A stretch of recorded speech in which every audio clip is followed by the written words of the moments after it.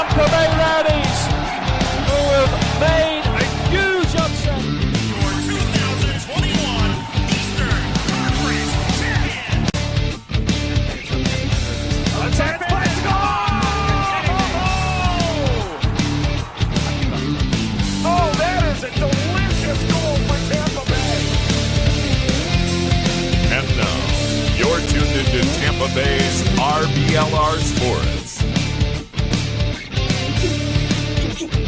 Hello, everyone out there in Tampa Bay and beyond. This is James Knowles coming at you for the RBLR Sports podcast. I am here tonight covering the Rowdies with our shadow boxing champion who has returned to us from Ecuador. Carlos is back, ladies and gentlemen. Of course, though, we are here to talk about some less happy news while we have Carlos. So I guess that's the only way that you can, I guess that's the best way to come back. The worst way to come back is something. So Carlos, how are you doing? I'm well, James. I'm well. I got to see a game back when I was in Ecuador of my favorite team in Ecuador in the Copa Libertadores, which was really nice. Got to see some family, see some friends. It was all great and dandy. Of course, got to watch the Rowdies home opener, which despite the result, it was lovely seeing the stadium in all its glory, seeing the fans in all of their, bright green and gold. Just over 6,000 was the official attendance number.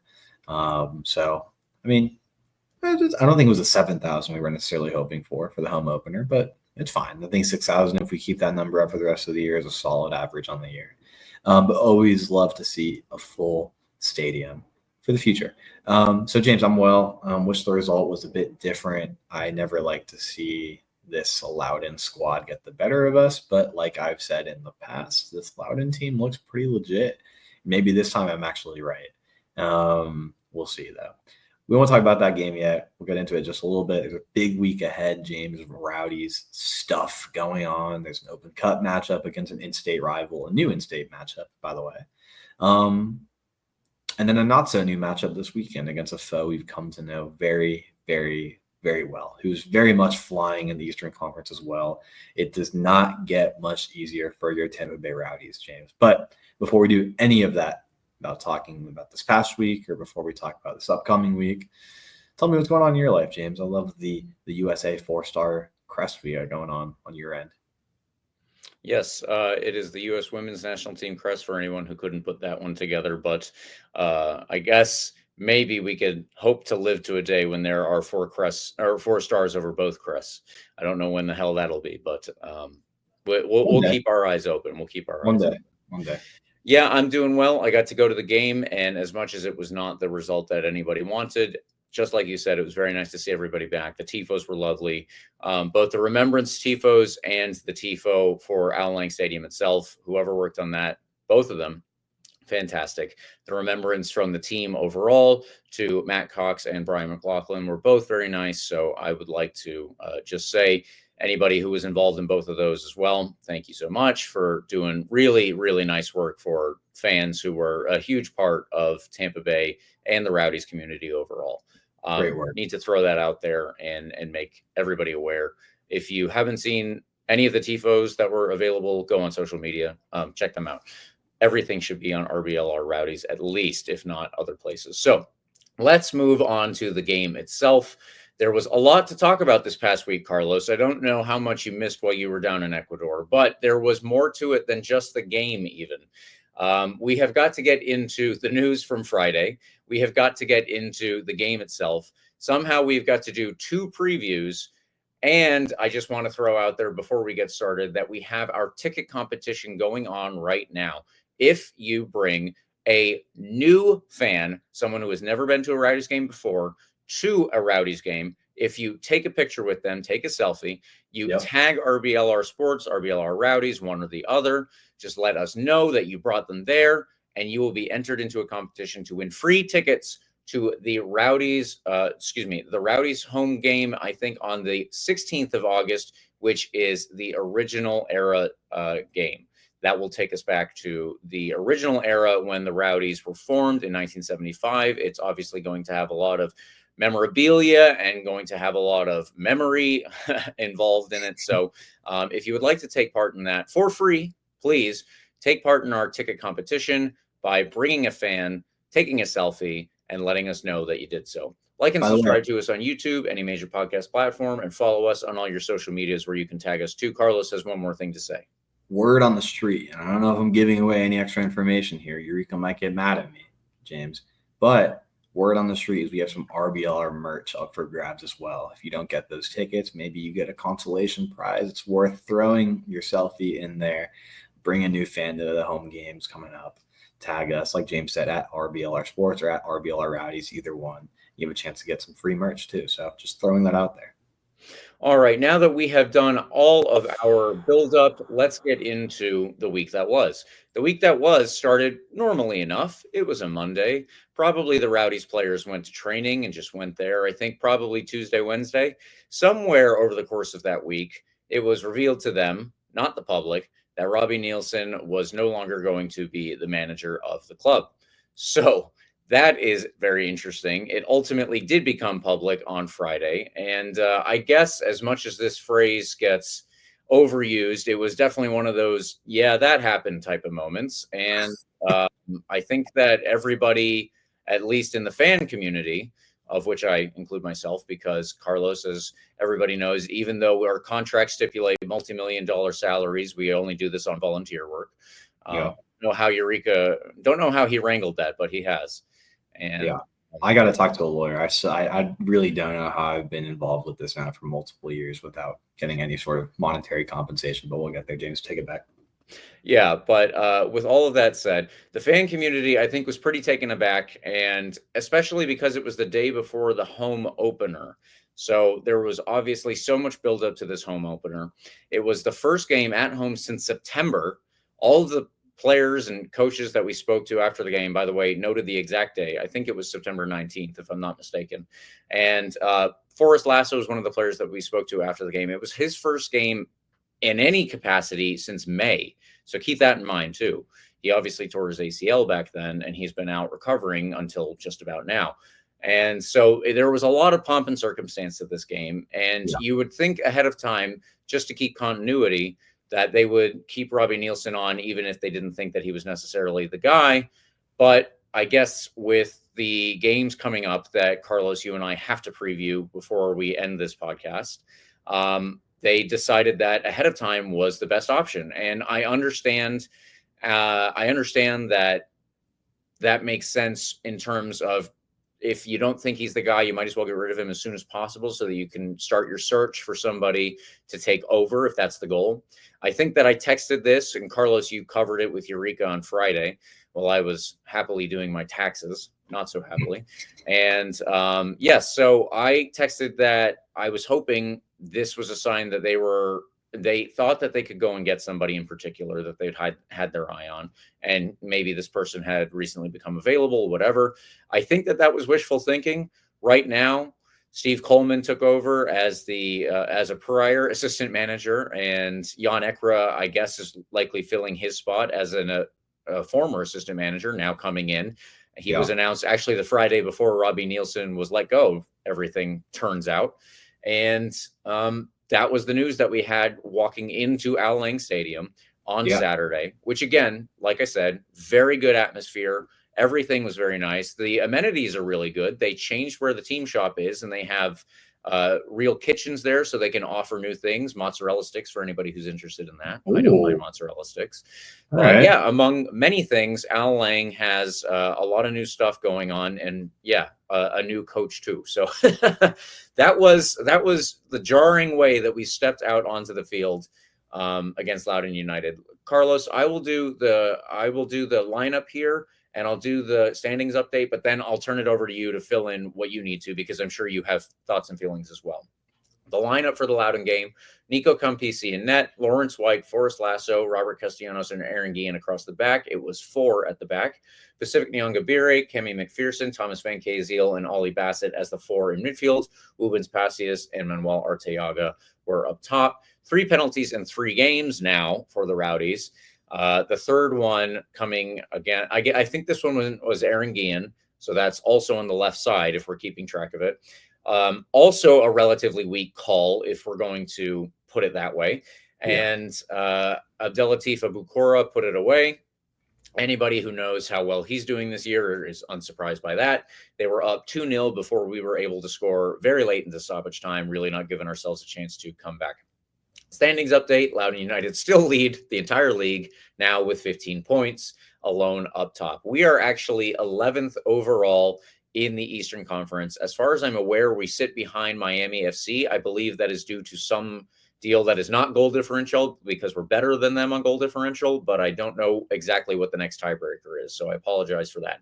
Louisville City and Detroit City are both behind Loudoun United in second and third with 11 points each. Out west, Monterey Bay lead with 13 points. San Antonio and New Mexico are in second and third. Each of them have 12. Carlos, I've been talking a while. I'm sure you have thoughts, none of which have to do with Robbie Nielsen, of course. Who would think that? But yeah, let's get your opinion. You went into this a little bit on Friday, so I don't want to. I don't want to take up too much more time, but I'm sure there's more that you've got. Well, I won't beat the dead horse too much here because, like you said, Eureka and I took a good hour of everyone's time on Friday, diving into it a bit. And I still stand by what I said earlier about whether this was the appropriate timing for this, given the stretch of home games we have coming up and just the circumstances around last season with the Hurricanes and everything, and beginning of this year all on the road and everything. So for now, I still stand by that, and we'll see how Steve Coleman does. Obviously, wish him all the best. He's leading my favorite team. Yes. Of course, I'm going to wish him all the success in the world. I don't know how much new news this is to folks, but the word and what he shared is that he's set to be the quote unquote interim head coach through the remainder of the year. So whatever that interim title means to you, he'll be here for the remainder of the year as it stands. So this is the guy we're riding with, James. And again, we don't know much about him. That's what Eureka and I touched a bit about on Friday. We don't really know a ton about his coaching experience, but he's here and we'll see how he does. Obviously, again, all the best in the future, hopefully. So going from there, James, this game was, thank you for all the context setting there. And then, first home game back in so much time. And the TIFOs were beautiful, like you said. I love that the Al Lang will rise situation going on from the Ralph's Mob supporter section, of course, was beautiful. I will also throw in here, by the way, before we jump into this, that Bodily, Hilton, and Moon were all out on Saturday, due to injury of some nature. So not a great situation for Steve Coleman to jump into the leadership role in. Obviously down 3 pretty important players. Nick Moon has taken up more and more playing time as of late. We know how much talent he has, but he's just been bugged by injuries last year. Was really never really able to settle in. And hopefully this year we can see more of him. And of course, Bodily, someone we came to know very well. Hilton, of course, a rock in the midfield. So 3 guys that could have definitely contributed to this game. I'm not quite sure how much they would have added in this one because it was ugly. It was really ugly, James. I mean, I maybe Hilton adds a nice dynamic in the midfield. We couldn't get anything going between the midfield and the attack. No. I knew, and again, I'm going to take some credit for this because I know I've said this 3 years in a row, but eventually I was going to be right that Loudoun was pretty legit. This Loudoun team looks like good though, in a way that doesn't make any sense. None of their players are stars or should be scoring too many goals. But they're scoring goals, James. They have 11 goals on the year already in 6 games, which isn't a ton, but it leads the Eastern Conference, at least, probably the league. They played really, really well, really well. I like I said, I knew they were pretty legit coming into this game. I did not expect them to have the upper hand like they did so early on in this one. By the way, we've talked a lot about Campisi earlier on in the season. Campisi did a pretty good job of keeping us in this game in moments where Loudoun had some really good looking opportunities.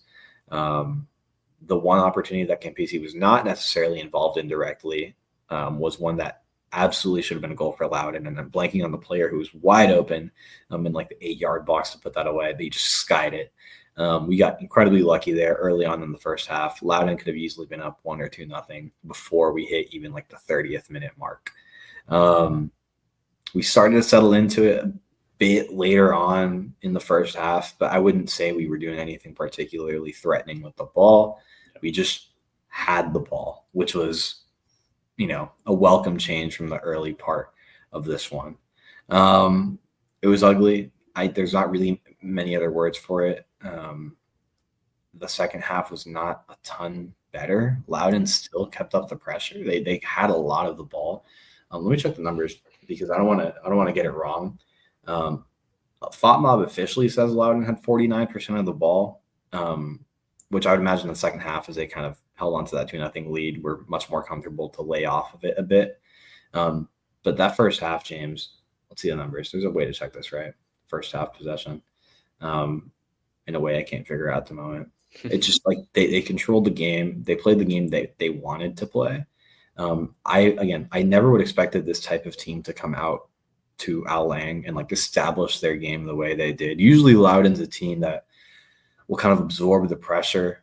We have the ball. We, in some cases, can't create anything with it. This is kind of something that happened last year when they beat us at home. We had a lot of the ball, had some chances, but Loudon scores because they, have a good counterattack or something like that. This Loudon just established their game early on.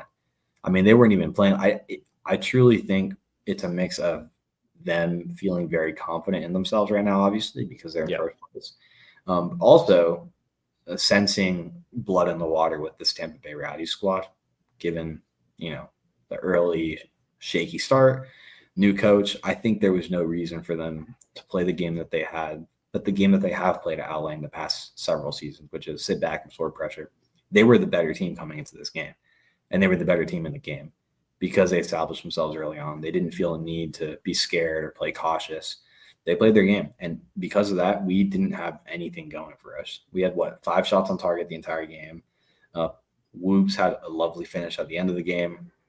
I'll say it's impressive that he's able to, score the goals he has early on in this one, which has made me much more confident in his ability because we're not really helping him in the midfield. Like, he's kind of doing things by himself at this point. He did a lot by himself.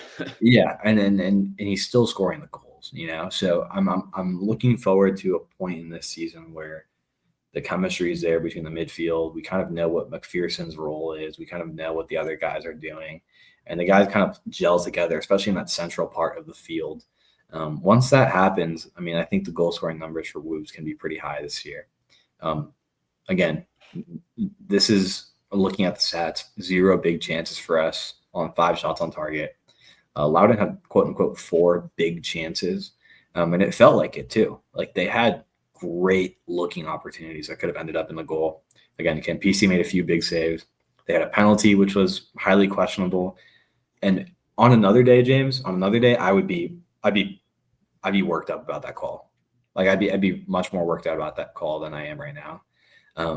But they deserved another goal anyway. Like, we were lucky that they weren't scoring more goals. You know what I mean? I think in some ways they got a sense of justice based on the performance they had on the field. They deserved more goals than they had, and they deserve to win. So I think we got super lucky to not have conceded more than 2 goals. So for that reason, I'm not particularly upset that we got a very, very shaky penalty call against us at best. So that's a 30,000 feet review of kind of what happened here. I'm not quite sure how to feel about it because, the new coach, it's a really shaky time right now, early on in the season. We have these 3 pretty big injuries coming into this one. The lineup was kind of strange. If you'll humor me here for a second, James, we had Niang Gabiri, who kind of plays like the wing back role more often earlier on this year and last year. Van Kaziel's in there. He's a defensive player. You have Guillen, Castellanos, Lasso, Wyke.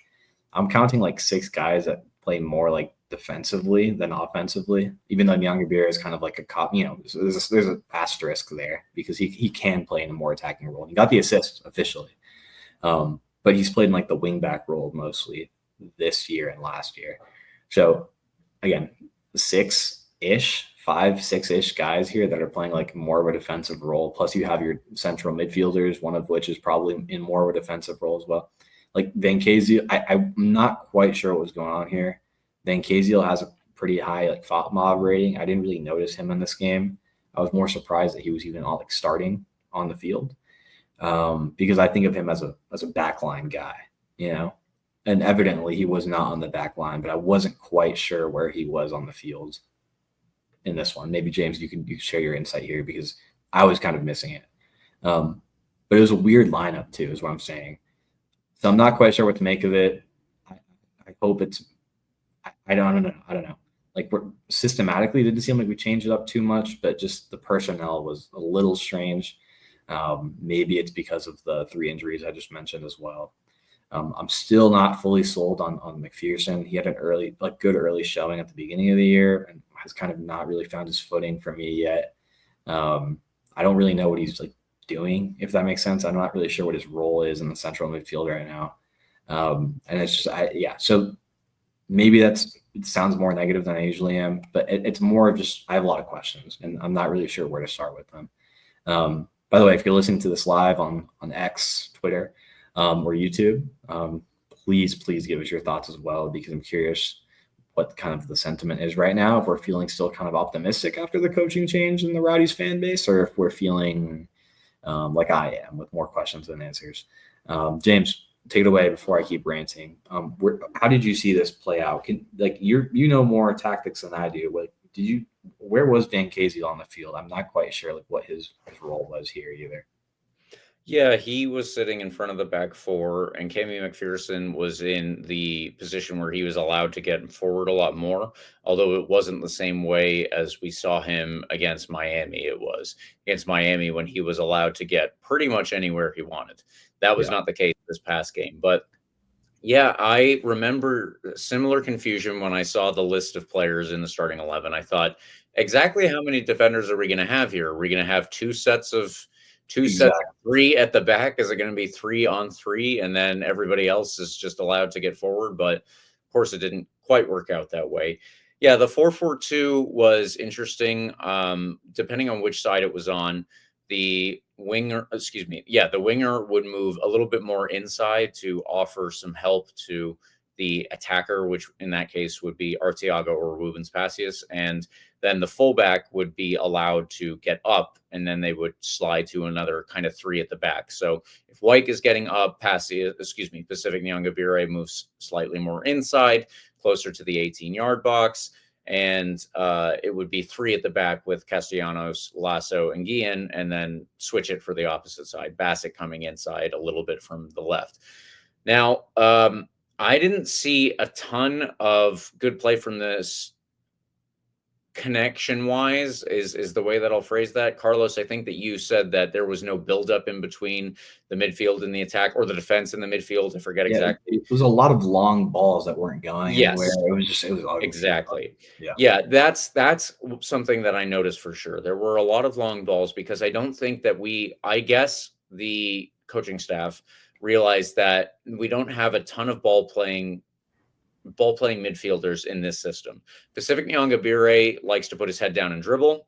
Not always the most effective when we get that, unfortunately. So Bassett, I think, is another player who can do that. He might not be as just straight line, put him in a sprint against somebody else, but he and Nyangabire will both try and do that and keep the ball and then work off of the attackers on the left side, Pacius, on the right side, more Arteaga. But McPherson and Van Keziel are both more defensive minded. I think even when McPherson is allowed to roam, he's allowed to roam so that he can put the other team under pressure. So I didn't see him do that a ton to great effect in this one. And yeah, we didn't have a lot of buildup. We ended up resorting to a lot of these long balls, and that worked only in a couple of instances, most especially when they fell to the feet of Rubens Pacius. There was an incredible little nutmeg in the second half that I brought up to him after the game. I really wish that this had actually resulted in a goal, because it was so nice. We were down 1, and the ball came to Pacius. He was like 10 yards into the Loudoun United half. He just pokes it through his defender's legs and gets it on the other side. He chases it down, and we did not score that one. I really wish we had. It was so nice. but he ultimately gets a goal later on. I forgot as well that he had a very nice play that led to a Pacific Nyongabire shot where Passius was coming down the left-hand side of the Rowdies attack, was in the 18-yard box for Loudoun United, and he just got himself enough space, just enough space to whip in across, which was, I wouldn't say whip actually, but just put in across over the heads of the Loudoun defense. And Pacific Nyongabire, I don't think the goalkeeper for Loudoun knew that he was going to get anything on it. It just, his hand happened to be in a place where the ball ended up, and so he kept it from going into the net and pushed it onto his own post where the defender was there to clear it. So those were two really good chances. Yeah, that was really pretty. That was our nicest like build up of the game, I would say. Absolutely. That chance in particular was lovely. Like you said, yeah, I think it was more like, I won't say luck. It's probably a certain level of high quality positioning that gets you in a spot to make that save too. But in some sense, a bit of luck as well, because he was not ready for that, I don't think, James. No. Yeah, I think that totally comes down to positioning. But as we've said, Loudoun is a good team. These are, at this point, these are all pretty well USL veterans, even if they're not players that I guess we think of when we think of our top players in the USL. They're all USL veterans. And Abdelatif Abukora has, of course, taken the next step in his career. I think that he'll be with Loudoun United for however long it takes for DC to say, okay, we could use someone like him on our wing. It's not like DC's doing very well in MLS. Say, which could be pretty soon. Yeah. So keep your eyes on that, I suppose. But there was not enough connection between the front to back for sure. And what Loudoun was supposed to do to change, or what we were supposed to do to get around Loudoun better, I really just don't know. With the lineup we had, I should say, obviously there are things to be done. Danny Crisostomo was on the bench, did not come off. Leo Fernandez made his first appearance in a little while, so that was very positive. But the other thing that I saw from this game, Carlos, is I think that we have a real potential lack of attacking depth. Pacific Nyongabire came back from his international duty, but Nick Moon is out. So is Pacific supposed to be a right wing back, or is he going to be a right winger? Ollie Bassett played out on the left, and then we had Leo Fernandez. But Andrew Mustali was the only one who came off the bench. And, he brought energy for sure. But is Andrew Mustali, no, this is absolutely no disrespect. I want Andrew Mustali to play literally every minute that he can get. But is he the player that we need to bring on when we're down down a goal to try and get a goal back? That's very difficult. And then, of course, it ended up being 2 goals. So, in fact, the way that he was played was it was a 3 up top, and Andrew Mustali was more the right winger with Manuel Arteaga in the middle and Wubens Passius as a left winger. So is that what Andrew Mustali should be playing, quote unquote? Probably not. He's not. I don't think he's necessarily built for that. He's 17, so he's going to have energy to burn for sure. But yeah, it's just a lot of things that it's all questions and no answers at the moment. That's kind of the way that I feel after that game, because Robbie Nielsen going, we don't have the insight to say this is why he was fired or whatever. That maybe will come out at some point in the future, but we don't have it at the moment, and we're just forced to speculate. And if that's the case, then we got Steve Coleman for the time being. He was very nice after the game, very gracious, and we'll get more information from him, I'm sure, at least related to the team. But it is just questions over answers at the moment, and that's kind of how I'm seeing it. But we have also a question here from unused substitutes, so let's move to that now. Patience, I guess, is a big takeaway from this game. I do agree with that. You guys are on par, because what else are we going to have to go with?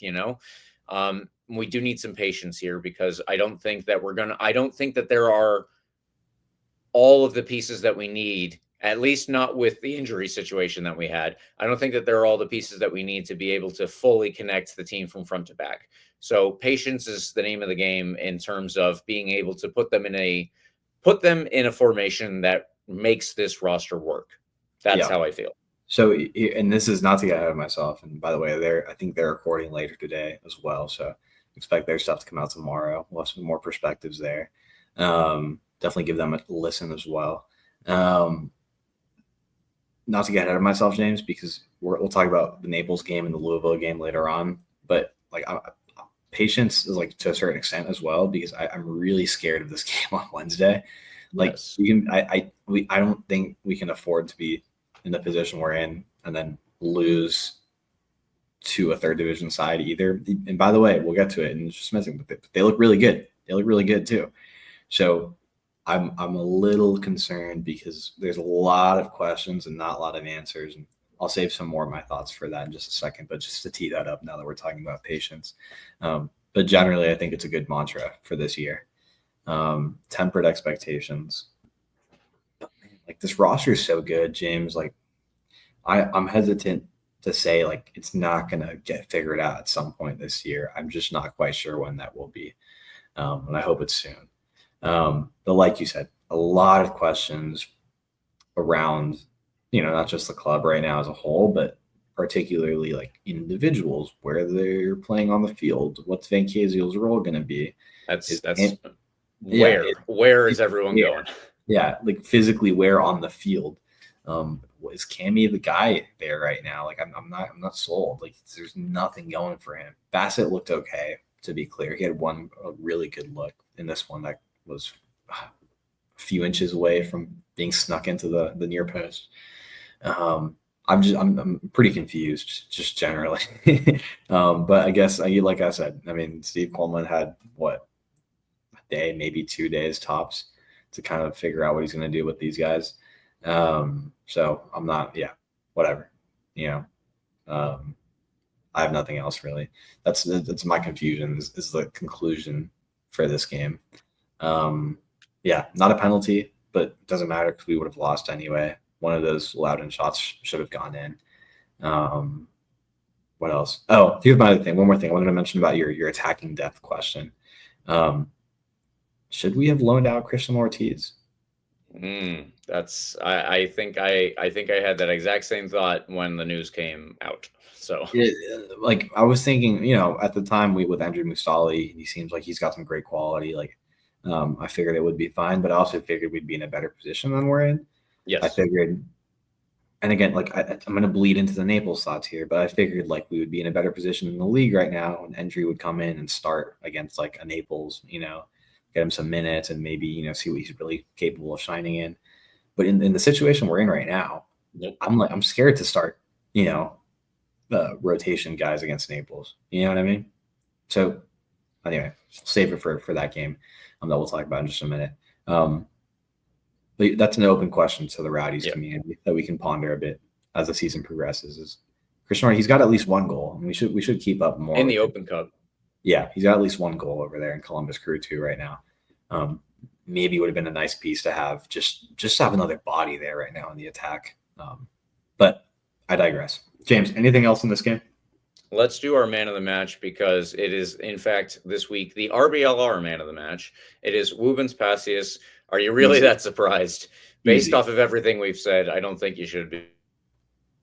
Both Carlos and myself, he gets 2 man of the match awards from RBLR.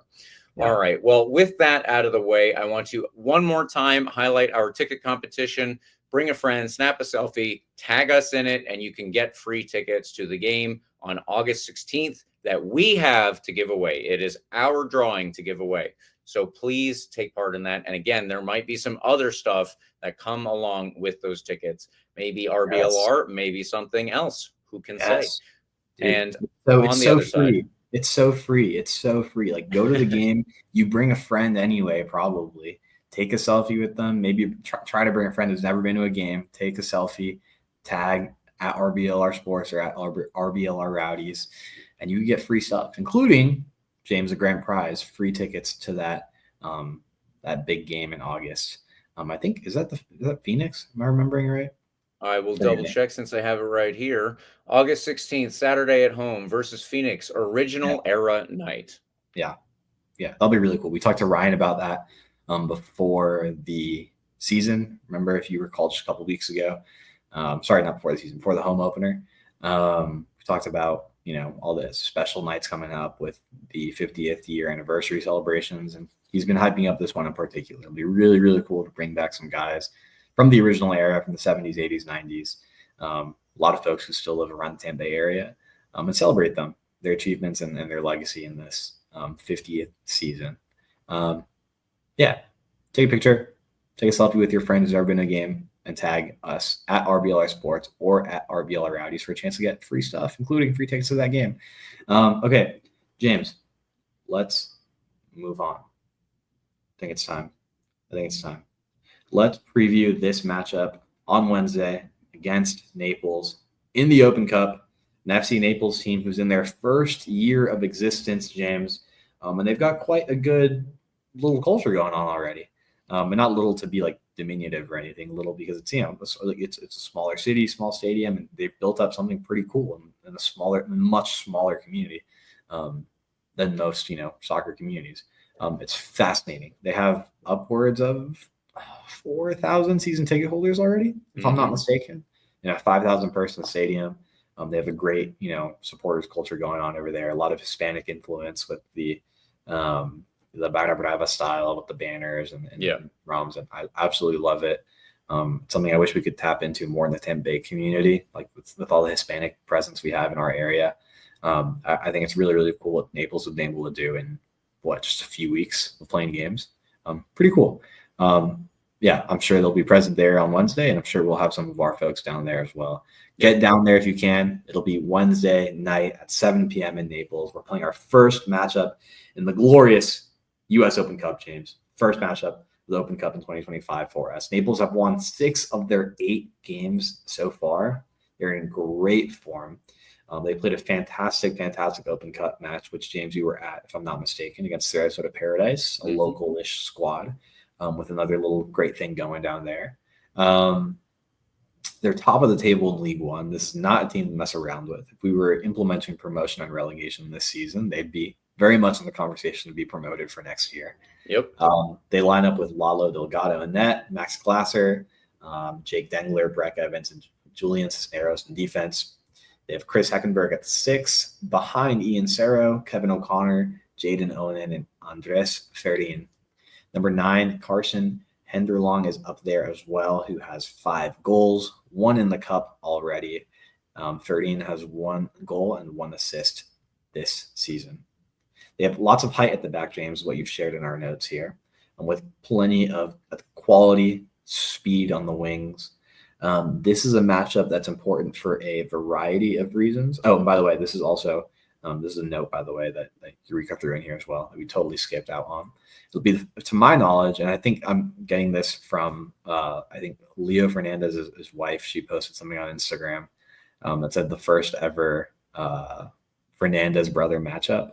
Oh, wow. So this will be really fun because hopefully we can see Gustavo on the field. Gustavo Fernandez, that is, for Naples, obviously, the brother of Leo Fernandez.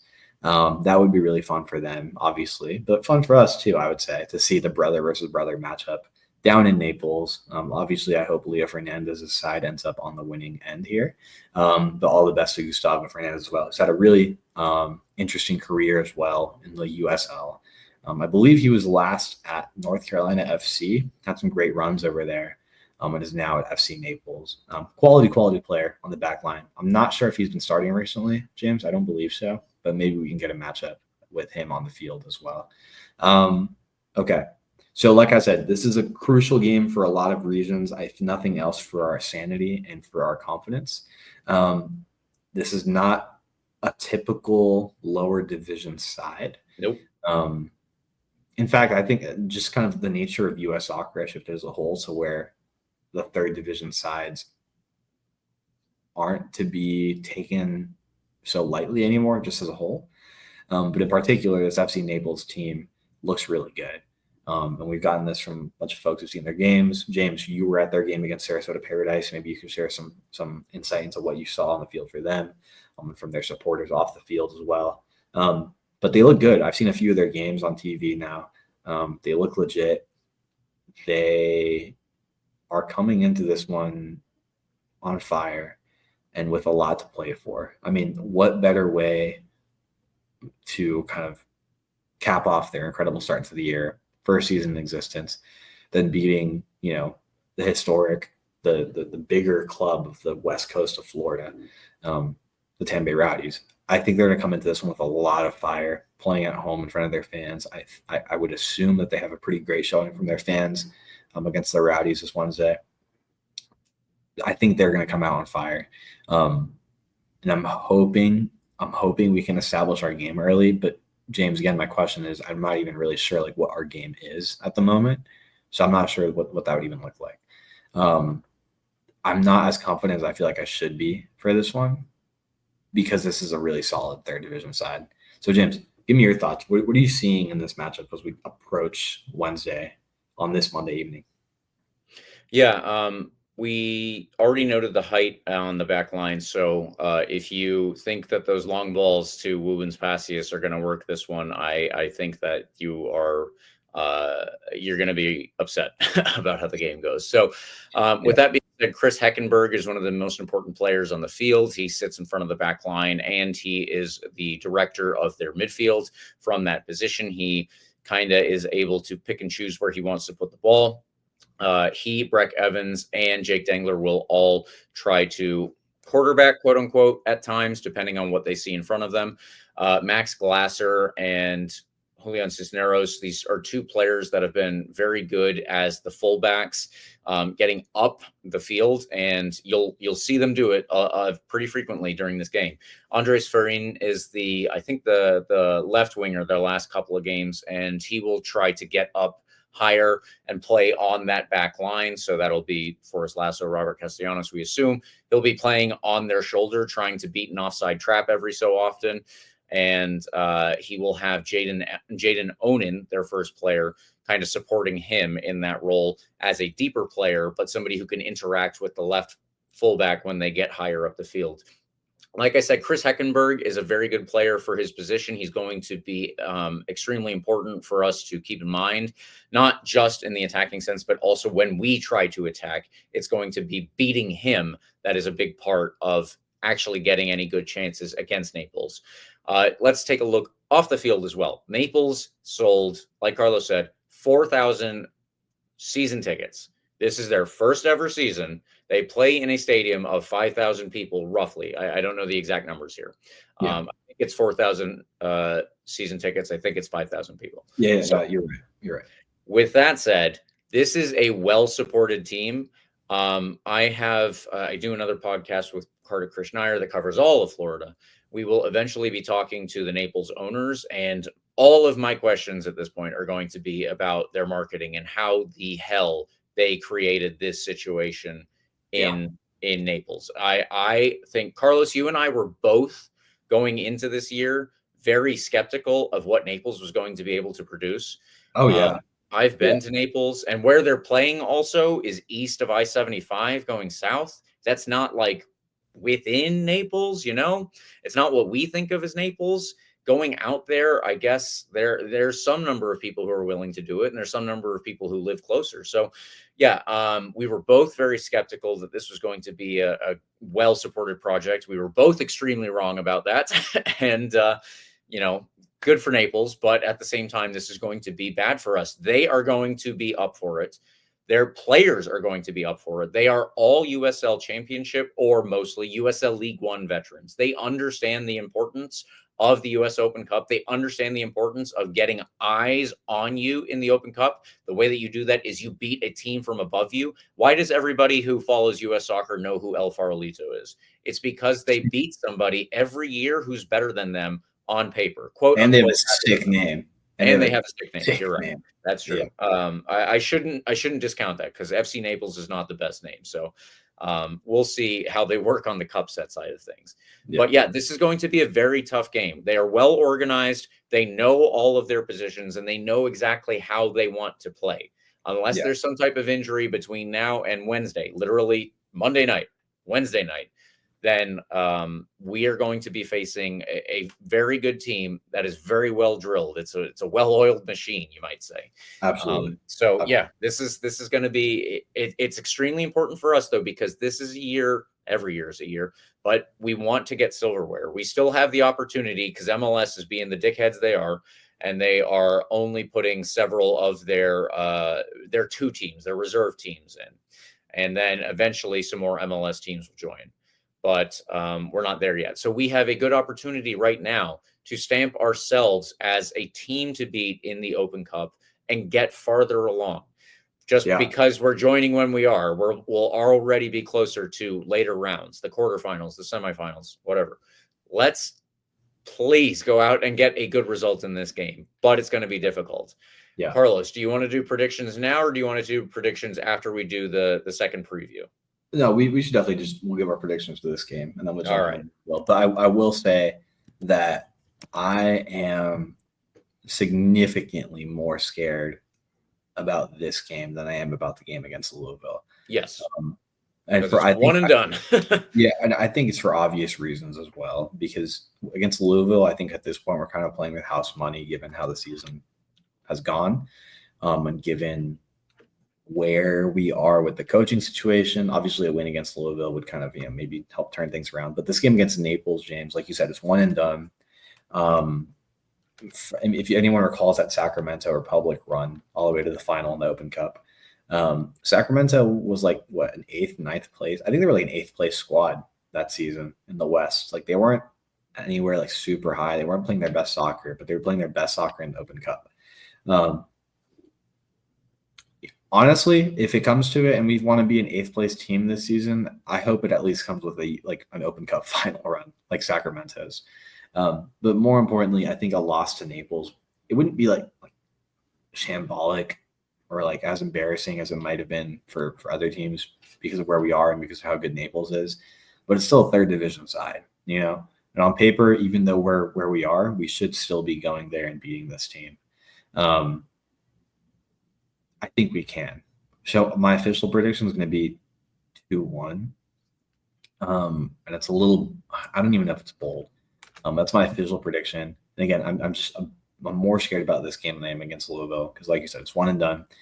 If we lose, I think it'll be a bit of a headline. It won't be good. Yeah, it won't be good for confidence at all, because this is a lower division side, because we are where we are. That being said, if we win, it should still be expected, right? But if we go down there and win, we play a good game, we score some more goals. A win right now in any competition is good for momentum, for self-confidence, for belief in the boys and their own belief in themselves. I think right now, sometimes that's the hardest thing, is believing in your own squad's ability. Forrest Lasso put out a lovely little tweet after the game, along the lines of, thank you everyone for your support. We promise, like, we're doing is not good enough right now, but we're going to come back stronger. A game in Naples against the lower division side, I think, provides a good platform to build on, to start building something and go into the Louisville game with some fire and some momentum. That being said, a loss, and I think you're in a really dark place. Like, not to be dramatic, but I think you kind of put yourself in a pretty dark situation early on in the year with a new coach. Playing against one of the best teams in the league on Saturday after a loss on Wednesday would be tough. Yes. So it's a much more important game than I think a lot of us realize this early on in the year. Yep. So Carlos, yours is a 2-1 win. Eureka has joined you as a 1-0 win. I went with a 2-2 draw, which means we go to extra time and penalties, where I have chosen us to move on. So I am going with a win, but with a technical draw. So I guess that it's a little bit more of a bummer pick, but still moving on. It's still a win. Yeah. And you know what? Again, this is not a team to be pushed over. Like, a penalty advance is still good. It's still good. And 2 goals too. We score 2 goals. Shit, I'll be happy. Yeah, I guess that's fair to point out. Yeah. All right. Well, let's do our second preview. This is coming up against Louisville City. So this Saturday at 7:30, once more at Al Lang, we play Louisville City. Yep. They have also got an Open Cup game this week. It will be played on Tuesday in Louisville versus Loudoun United. Loudoun that we just played, by the way. So a lot of travel actually for Loudoun United. That's unfortunate for them, but I guess it's closer to get to Louisville than to Florida. Yeah. Regardless. Loudoun have currently, not after the Open Cup game, but currently played 5 games, 2 draws so far, and the rest were wins. Last week, they went to Sacramento and secured a 1-1 draw away from home. 1-1 draw away from home in Sacramento. That's pretty good. Yeah, really can't complain about that. The last minute lovely equalizer. It was chaotic. Definitely check that out on Twitter. It was a pretty exciting game to watch. There you go. Something more to look forward to if you are on the social medias. In net, they have Damian Loss. In defense, they usually go with a 3-4-3, by the way. In defense, they have Sean Toch, Arturo Ordonez, and Kyle Adams. Their midfield has frequently been Aiden McFadden, Zach Duncan, Taylor Davila, and Amadou Dia. Up top recently have been Jansen Wilson, Phil Goodrum, and Ray Serrano. Please keep in mind, just because there is a lot of fixture congestion here, they played this past weekend. They will play tomorrow night on Tuesday, if you're listening when the podcast comes out tonight on Tuesday. And then they obviously have the game on Saturday. So there might be a little bit of switching around. Possibly we'll see Manny Perez playing in certain places. Possibly we'll see Adrian Perez playing in certain places. Just have to keep an open mind, I suppose. Sean Toch, by the way, current USL appearance leader for the entire history of the league. This just happened, I think, within the last month, but he has taken over as the USL appearance leader. Good enough, Sean Toch. Well done. If I'm not mistaken, he was born in like one of the Dakotas. So very weird that somebody from that background has done that. I hope I'm not mixing him up, because now I would sound like a dummy. But yeah, either way, good for him for the USL appearance leader. Ray Serrano has 3 goals on the year. Zach Duncan has 2 assists. Manny Perez and Jansen Wilson are the 2 top chance creators. Remember, I said Manny Perez could also work his way into the starting lineup. They will obviously be doing more travel this week, because even though they play at home, they will go. They were just in Sacramento. They will stay at home to play Loudoun, and then they will have to come down here to play us. So hopefully their legs will be at least a little bit wobbly when they come up against us down in Florida. Let's get into the predictions then. Carlos, is there anything that I left off that you want to throw in there about Louisville City? They're pretty good at soccer. That's true. And it's kind of annoying. By the way, he is actually from North Dakota. You were right. I wanted to fact. I was hoping you were wrong so I could make fun of you, but you were right. It's a good pull. Just a kid from North Dakota. 229 appearances for Louisville. That's ridiculous. Yeah, it's rare that you see that much continuity at this level of soccer in the U.S. Yeah, he's been there since 2017. Impressive. Fun fact: he actually also played in major arena soccer. The major arena. He played for the Milwaukee Wave in the Major Arena Soccer League at some point in his career as well. I did not know that. Good for him. Yeah. I hope he lets in like 6 goals on Saturday. Though. Yeah. So I'm going to give you my prediction, operating under the assumption that we win on Wednesday. Because I honestly, I think that wave of momentum, or negative, whatever the opposite of momentum is there like a negative momentum? Momentum, yeah.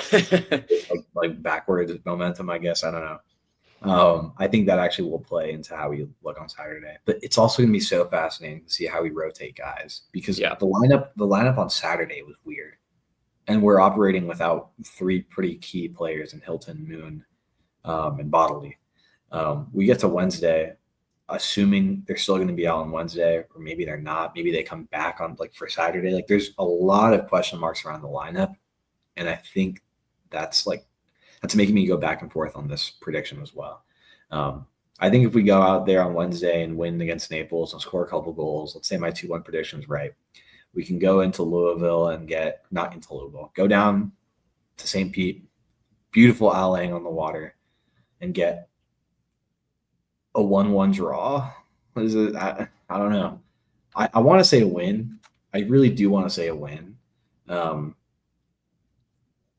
just think with the squad rotation, the bit of lack of depth we have in the attack right now, I don't know how we're going to rotate guys effectively to play a good full 90 against 2 good teams this week. I don't know how we're going to do it. Yeah. Truly.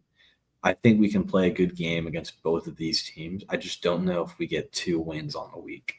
I think if we lose on Wednesday against Naples, we will also lose on Saturday. I can see it. I can see it. I will say that. That's kind of why I caveat what I'm saying by saying that the Wednesday result's going to have an effect on Saturday. I think if we win on Wednesday, we could definitely win this game on Saturday. against Louisville. We'll have some good momentum. But again, the only reason I'm throwing a draw in there is because, well, obviously Louisville's a great squad, but the depth question leaves a big gray area for me that I'm not quite sure how it'll shape up yet. I think it could be a really good week for us. It could be a really good week.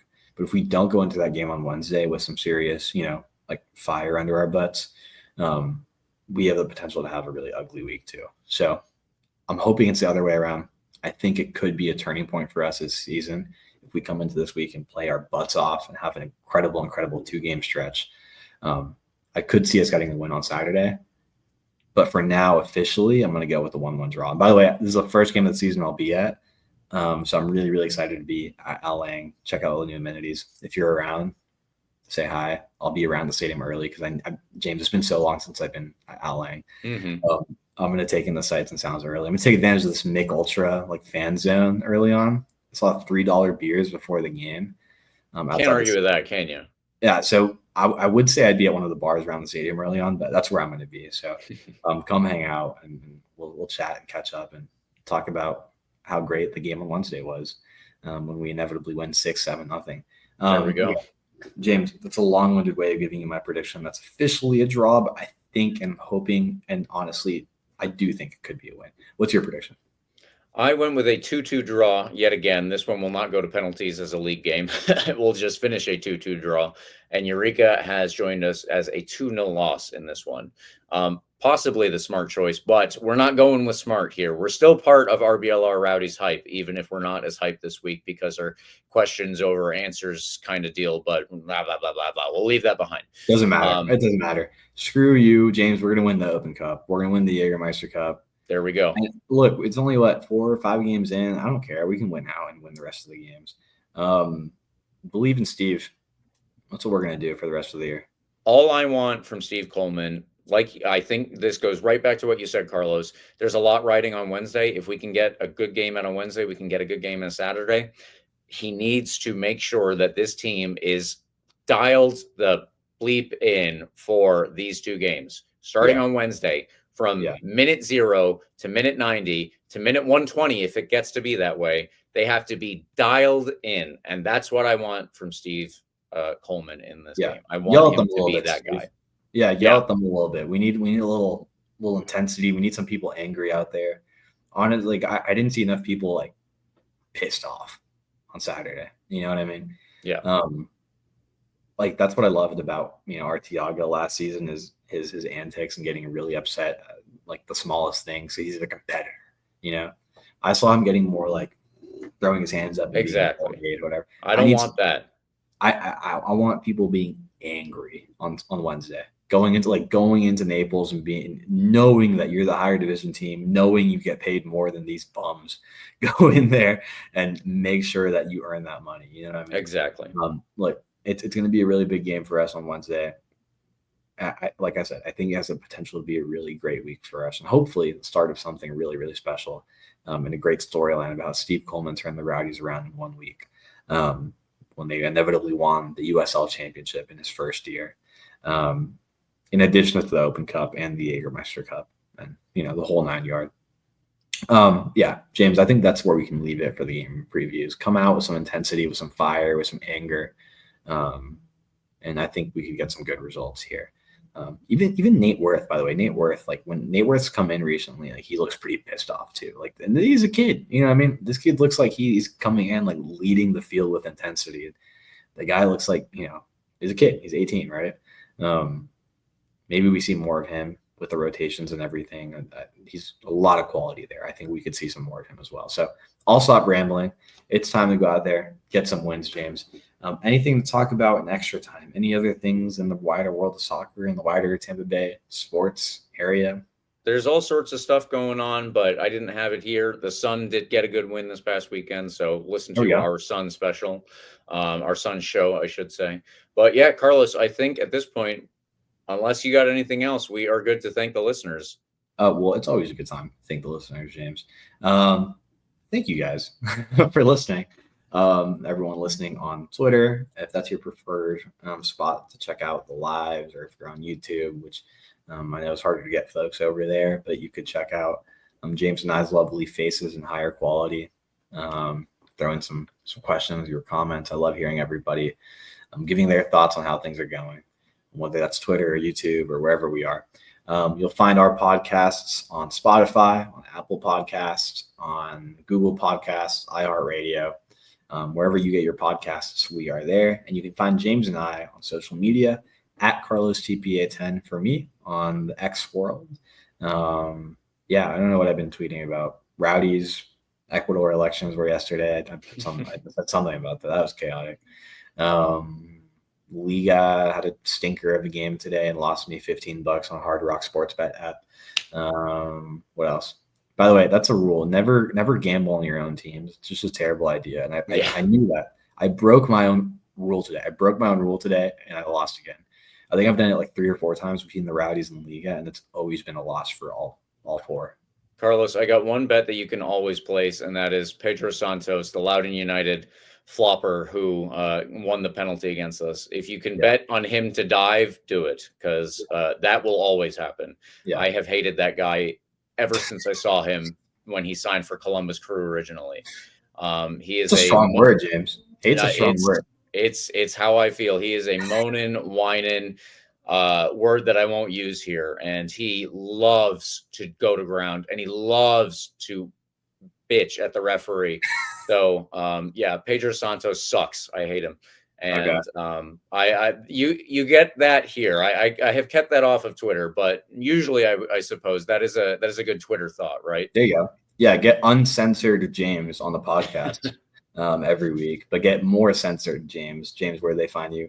I am at RBLR James K, mostly on Twitter at this point. And like everyone has said, please like and subscribe to our podcast. You can get the full experience everywhere, but mostly on YouTube. And if you would like to listen to us, we're on the podcast. So everywhere that you are, we are too. Please join us in all of those places. We will see you soon, hopefully after 2 Rowdies wins in quick succession. For those 2 wins, and Steve Coleman his coming out party as the greatest coach. Come on, you Rowdies. I believe in Steve, James. I do.